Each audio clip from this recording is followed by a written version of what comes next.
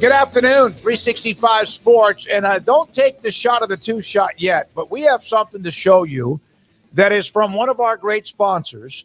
And it's amazing. It is Green Gridiron. And now here's the set with Craig and Paul. Craig to your left, if you don't know, Paul to your right, and then the helmet with our 365 Sports logo.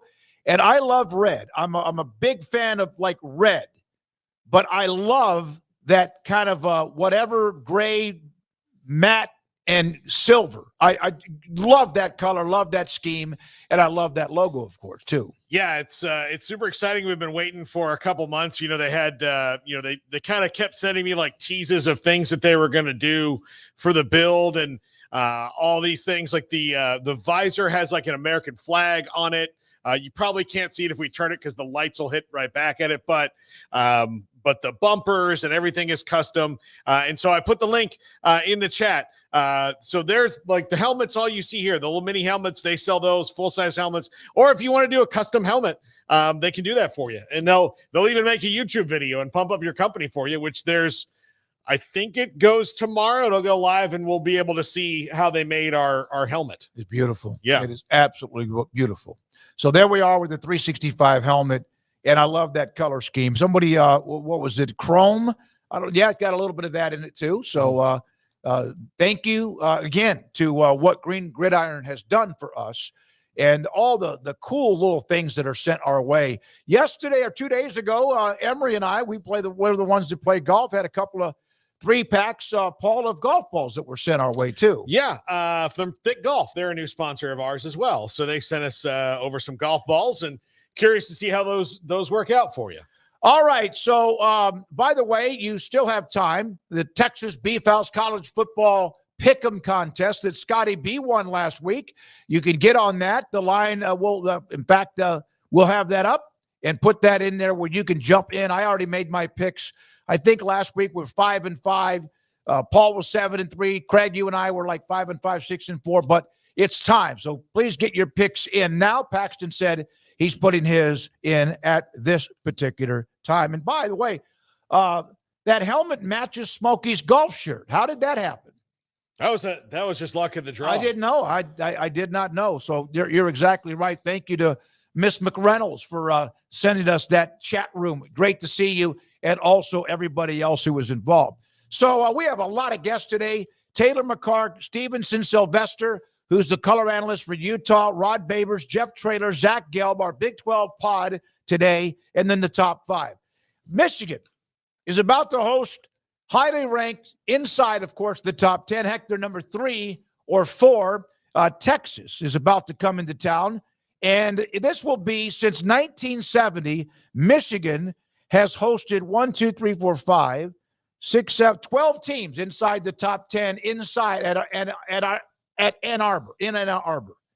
They are 7-5. The last time a team came into town, they beat the hell out of Notre Dame in 2019. In the year before that was 97. They used to have a pretty good, of course, series with Colorado. They beat Colorado in 1997, 27-3. The Big House hosting Texas and Michigan hosting a top 10 team. This is non-conference outside of the Big Ten for the 13th time since 1970.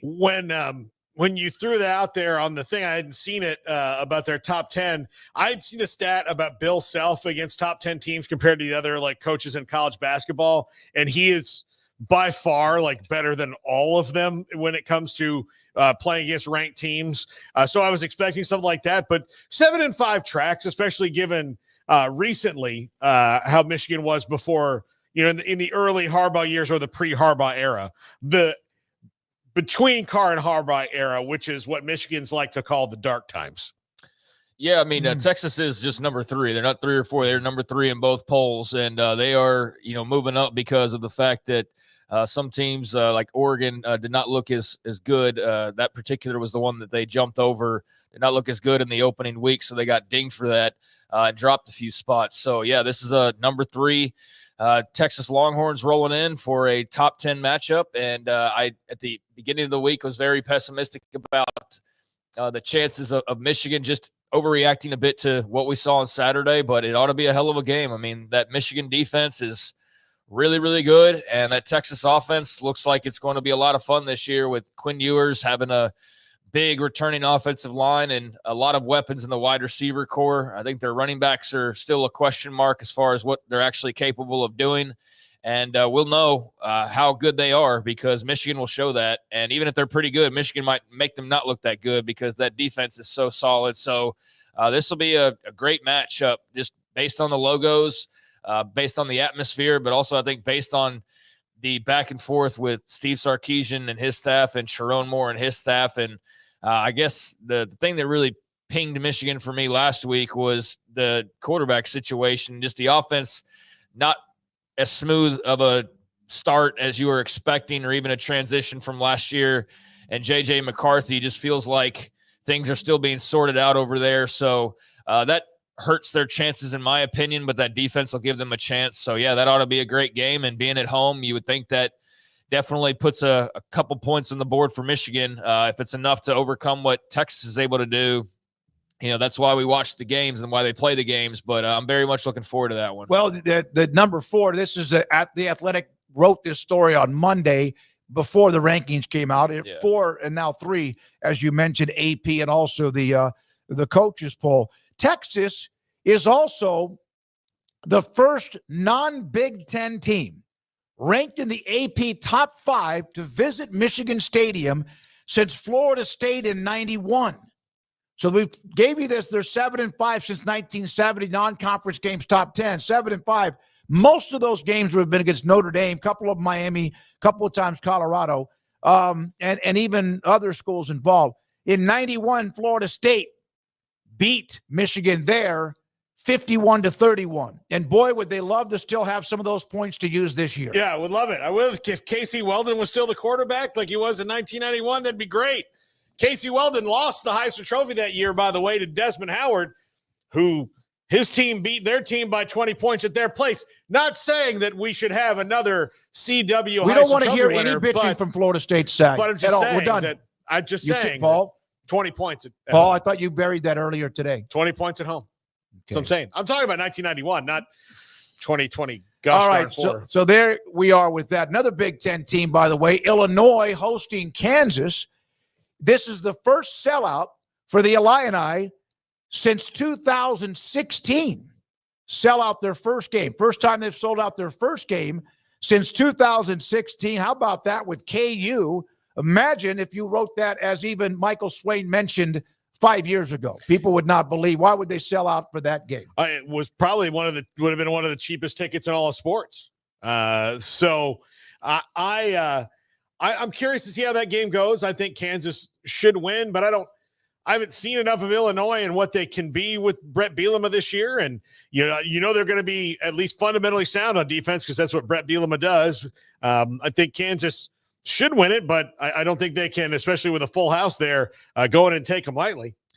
Well, I mean, we're going to talk about these games later, so I just think that's good for Illinois to have done that. I mean, that's cool. That brings extra atmosphere to the game, and I don't really keep track of sellouts, but the fact that that's their first in a while is a cool deal, and that's first for the opening home opener. Yeah. So yeah, whatever that niche thing. Yeah, home opener, first sellout in a while. That's great. That's good. That's a nice team rolling in. So you'd hope to have your fans packing that joint, and I'm sure there'll be a few KU fans there as well. So that'll be great. A little gamesmanship.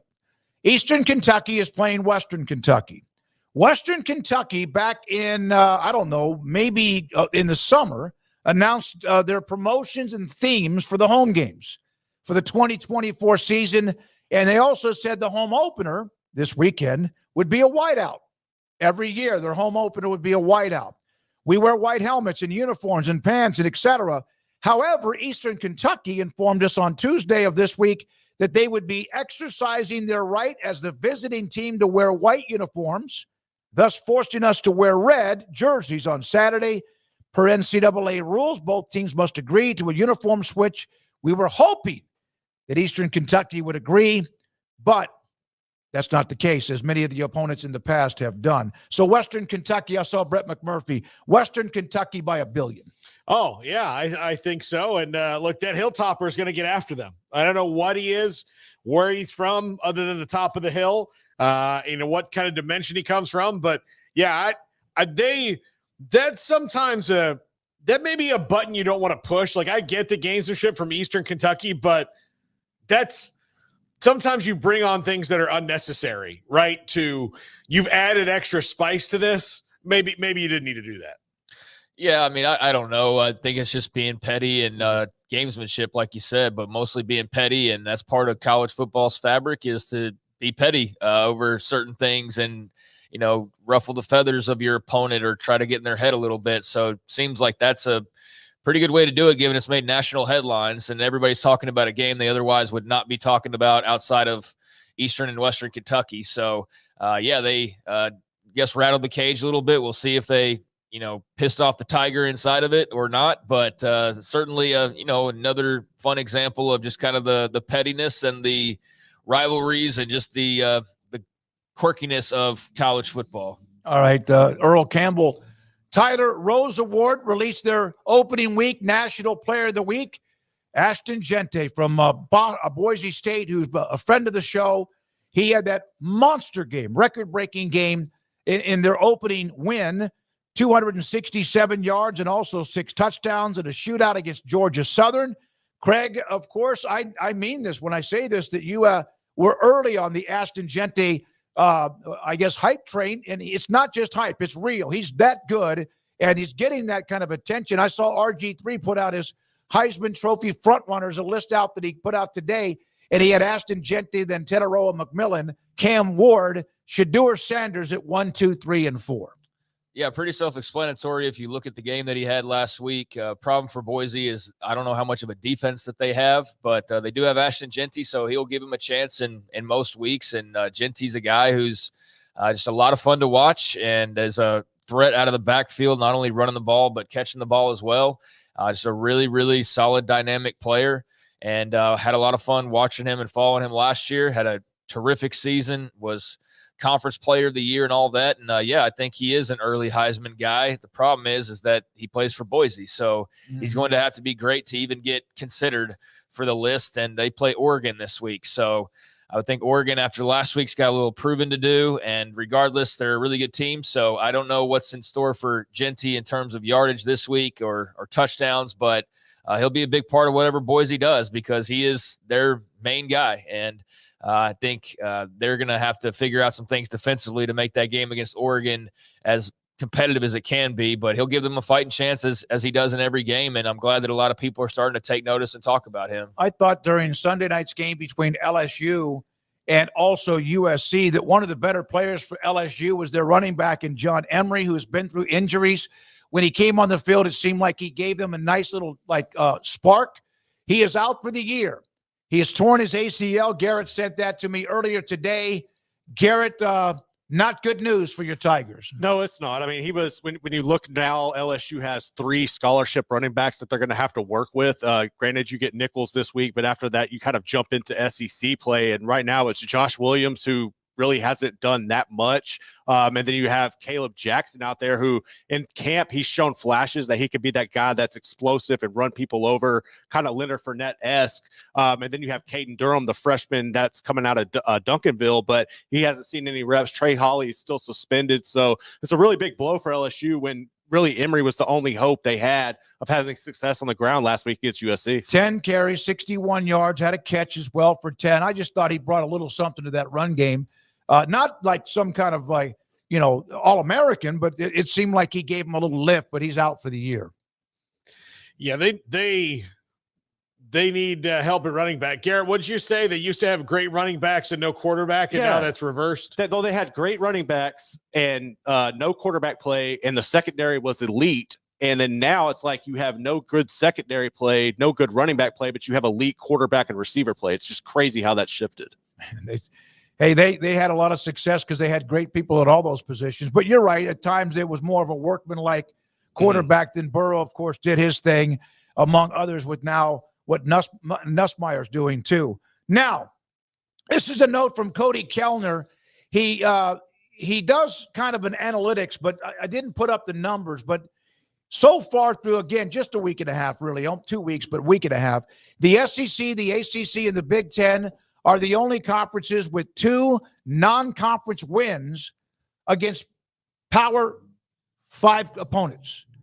The SEC and the Big Ten are the only 2 conferences with a win versus a non-conference opponent that's ranked inside the current AP Top 25, and the SEC is the only conference with no losses outside of the current AP Top 25.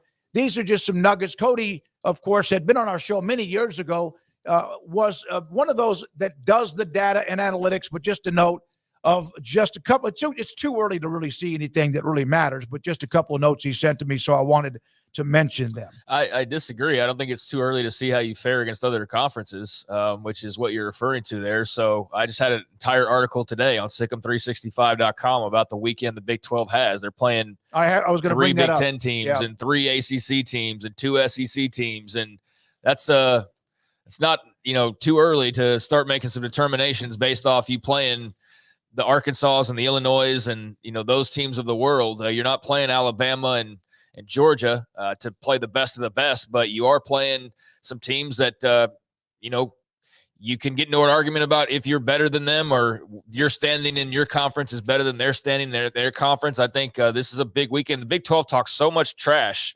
lately, and I don't mean that disparagingly, although sometimes it can kind of get that way. You're kind of like, wait, kind of remember who you are a little bit here. But because of the way the last couple summers have gone, there's a swagger the Big 12 has they've never had before. And there's no OU or Texas kind of pinning them down or making them feel like they've got to remain in their shell, which is not OU and Texas's fault. It's the rest of the league.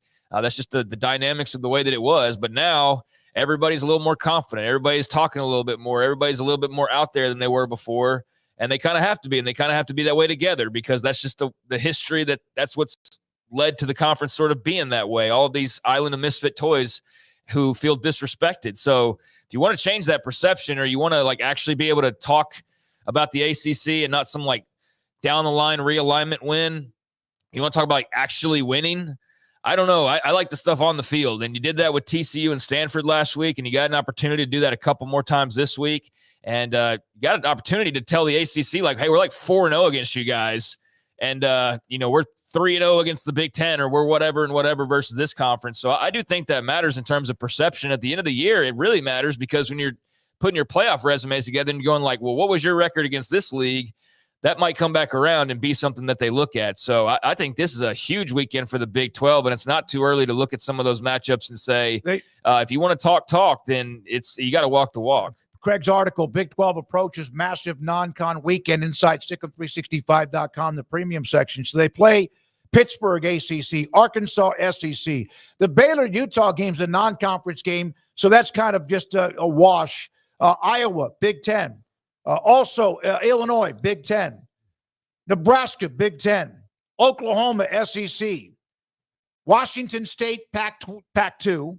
And then you have Mississippi State from the SEC. Those are all Power 4, and then the Washington State game where you have a chance to go in and come out of the weekend feeling pretty good about yourself, or at least send a message. Don't like West Virginia blew a tire. They can't afford too many of those, although, again, not many people are going to beat Penn State this year. No, it is. This is where your measuring stick is. It sucks that you have to do it this way, and this is almost exclusively how they split the hairs. But what other metrics do you have when you try to compare conferences? And the Big 12 and ACC in particular are going to have the hardest problem saying why we deserve more than one team. We should have these two, and we should have these two. And then if this is all messed up with your teams, if it's all kind of lower conference winning percentage, that's going to get thrown back in their face. If you go to the end of the year and you're comparing to the Big 12 deserve 2 and Oklahoma State lost to lower level Arkansas in the SEC, guess what? That's going to hurt. Yeah. You can't lose that game if you expect Oklahoma State to be a contender at the end of the year, or that's the only game you can lose. And because it's going to be Arkansas, who's not going to finish in the top half of the SEC, barring a miracle, really, then that's going to, be a bad mark on your record if you're in Oklahoma State. That's affect you. So you got to win that game, especially when you're the 16th ranked team in the country and you're at home.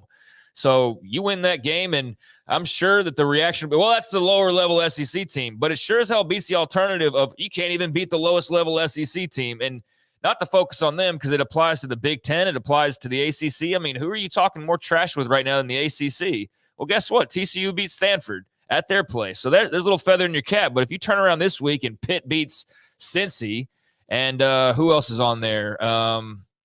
I thought there was a couple more from the ACC this week. For ACC or SEC? ACC. Pitt. Yeah, Pittsburgh's Okay. the one that is a game against the ACC. So yeah, but if you turn around and like Cincy loses to Pitt, well, then that just makes that a little bit of a wash. No, SMU. That's another game this week. Yeah. That's from the ACC. BYU and SMU. So you had the bragging rights last week. They can go 2-0 against you this week, and then all of a sudden you're talking all that trash. You're like, scoreboard. So, when it comes to those kind of conversations, like these are the games that matter. And if, somebody wants to try and denigrate it down the road, your buddy, well, yeah, it's not Georgia. Well, who cares? Like, you got to win the games in front of you. And so this is a weekend that I don't want to hear more talk. I want to see them actually go out and win like the majority of these games and be able to get on the other side of it and, be able to point to that later on down the road, because you got to make your own respect if you're them. All right. So there was something that went viral. Completely agree. You got to win games against the other Power 4 schools, no matter who they are now, what people think of them now, because you never know where they might be in October, November, early December. So there was this deal. A Florida State fan went on Twitter and said he would eat dog stuff in a red Solo cup if Florida State lost to Boston College. Yes. And obviously then people have tracked him down. They said, listen, if Osama bin Laden can't hide, neither can you, or Saddam Hussein can't hide, neither can you. So, there's a lot of people that had fun with this. Well, so now there are people having fun with this. And John Kurtz, who covers K-State, but also the Big 12, K-State loses to Tulane. I will eat Chipotle raspberry bean dip from a Taco Luca MHK with a spoon and post a video of me doing it, which is, by the way, not a bad thing to eat, but it's not like what this other guy decided to do. Chipotle raspberry bean dip. I've never been to that. I'm very curious as to what that tastes like. So I'm not. That sounds disgusting. Yeah. I don't like fruit and beans mixed together. It's just not for me. But hey, more power to you if that's what you like. I'm sure it's delicious for those with wider taste buds than I have. Well, beans and fruit don't seem like the very good combination. Beans with Mexican food is okay. Now, one more note from Ross Dellinger, and this is that House and settlement. And one of the notes that a lot of different angles of this story.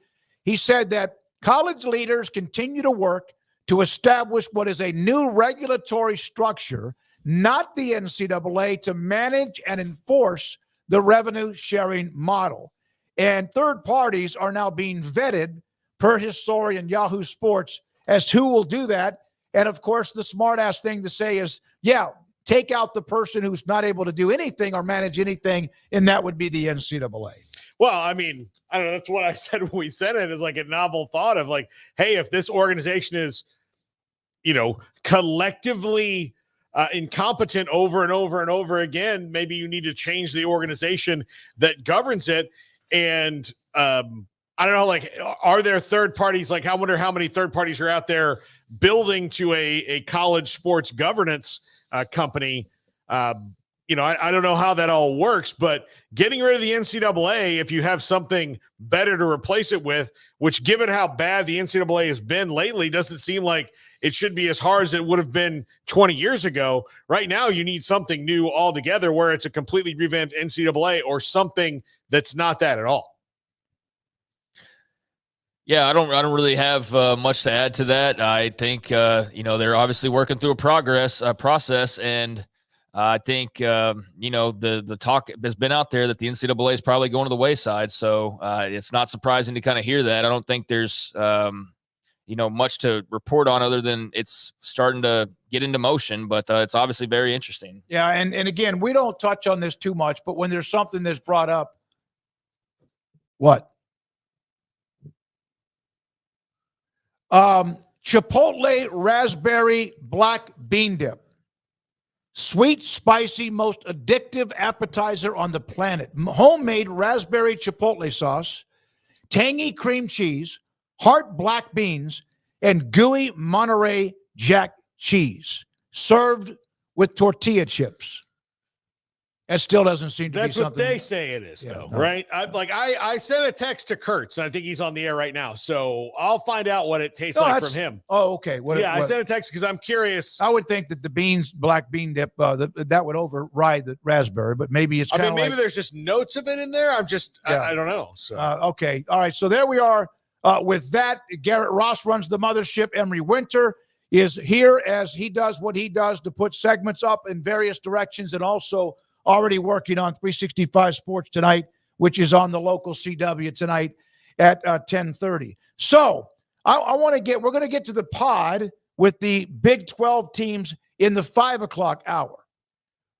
What game this weekend would be in order, like 1 through 3, getting back to the non-conference games, in order, which would be the best wins the Big 12 can come up with? 1, 2, 3, if you want to go a little bit. I know there's 5 or 6 games, but which one would be the best one? I would say that the 2 games you have against SEC teams would be nice wins, just because it's the SEC, so Mississippi State. There's 3, Mississippi State, Oklahoma, and Arkansas. I keep forgetting about that. Yeah, so any of those would be nice. Oklahoma obviously would be the biggest win because that would be a gigantic upset of which, would be felt all over the country for Houston to beat them, given how each of them started the season. But yeah, I think the SEC ones would be the ones I would rather win if I had to pick. I mean, the best win would be Oklahoma, but it's not happening. There's not a chance of that happening. The second best win would be a top 25 win, and that's Iowa. So that would be a big win for Iowa State, especially if they're going to be one of your contenders. And then beyond that, it'd be the other 2 SEC games, which are more doable than Houston beating Oklahoma. So I'd say the ranked wins are the ones that are most important. And then after that, it'd be Arkansas and Mississippi State, because I think there's a chance that those don't go your way, although I have a much greater belief in the Cowboys than I do in the Sun Devils late night Pac-12 after dark. They looked good last week, but I don't know. Mississippi State's I think it's a pretty equal matchup, if anything. So that one could be a little bit tougher to come by. We'll see on Saturday night, though. But yeah, that's how I would go. But you're not beating Oklahoma. So your best bet is Iowa, and even then that's been lopsided. But we'll see. There's a lot of great opportunities out there. That would be a great win for the Cyclones against a team that has pretty much, for the most part, owned that rivalry. Okay, I got a kind of a trivia question from the Blitz that I get every week. Who is number 1 all-time in college football? In the chat room, you could come up with your answers too. Who is number 1 all-time when it comes to the most wins in their history against the number 1 ranked team in the Associated Press? I'm going to say Ohio State. They are not number 1. They're maybe in the top 10. Oklahoma. Oklahoma is just ahead of Ohio State. Here's the crazy part. Now, you think about it and you go, oh, my God, I have 20-something or whatever. 11 times Alabama has beaten what was then, when they played the number 1 ranked team in the AP. They've played 17 times against the number 1 team in the Associated Press. They're 11-6. Miami, with such a young history, be my next guess. They are under 500 at 9-10, but they have 9. Notre Dame is 9-17 in their history. Oklahoma has 7 wins. They're 7-16. USC 7-11. 7-13. Purdue is 7-11, and then teams with 5 wins. Ohio State is 5-10. Texas is 5-12. Auburn is 5-13. Those are the teams and their records against the number 1 ranked team in the country. For example, you take a school that's won 5 national titles, and my favorite, Nebraska, 1-11 against what is the number 1 ranked team in the Associated Press. It's not easy. It's hard. Arkansas is 4-24, which means they've played a bunch of teams inside the number 1 in the Associated Press. But I would have I don't know how it probably used the Blue Bloods. That would be smart. But how many have a 500 record or better? It's like Alabama's 11-6, and that's pretty much it. Nobody else. that I see on this list from the Blitz has a 500 or better record against number 1 ranked AP team. I guess I didn't pick Alabama because I thought it was too obvious. But yeah, I mean it makes all the sense in the world. They're the most decorated program for a reason. LSU 2 wins and 16 losses. Ugh. I mean, you're playing the number 1 team. There's a reason why, but you would think I bet that most maybe of those came against Bama too. Maybe, yeah, maybe. Florida State 1-7. That doesn't mean how many games you've won yourself when you were ranked number 1, but it's hard. It's hard to beat number 1. It's hard to win games against the top 5 and 10 teams. I would bet you a couple of those 7 were wide rights. Miami, oh no question, had to be probably a Miami. And another couple were Florida for Florida. And Urban was there, or Spurrier. Yeah, that's right. That's exactly right. I'll just give out Georgia's 2-6, Penn State 4-12. Those are some numbers against teams ranked against playing the number 1 ranked team in the country since 1936 when the poll came out.